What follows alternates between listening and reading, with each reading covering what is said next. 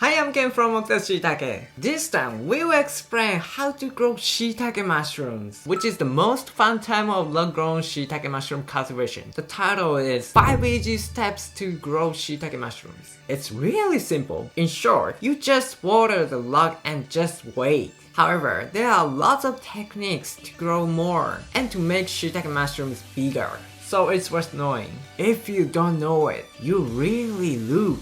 As usual, we'll divide in multiple videos and at the end we'll upload the omniverse, so it is okay to watch only the omniverse. For those who say, I don't know what you're saying, there are press videos in the description that appears when you press the title, so please take a look at them first. Also, since we are using our own cultivation method as an example, I think that there is something like, oh, that's not possible for me.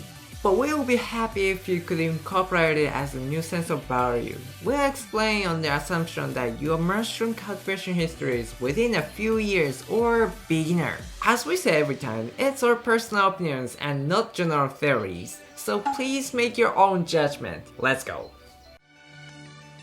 5 easy steps to grow shiitake mushrooms. The first step is raising shiitake logs. The bottom line is that the log will move from the second incubation to a place for fruiting shiitake mushrooms in the fall. If you compare this to human children, it's like waking up the children sleeping in the bed. You say, "Good morning!" and grab their hands and forcibly pull them to a washroom. It's a bit forcible and pitiful, but we think this is just right for shiitake logs. By doing this, you can create an environment that increases the fruiting amount.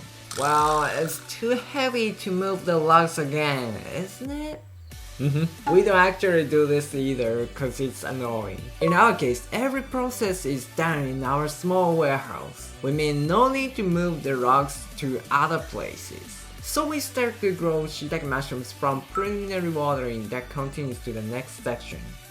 This is sprinkling water to the logs with a watering hose or by hand.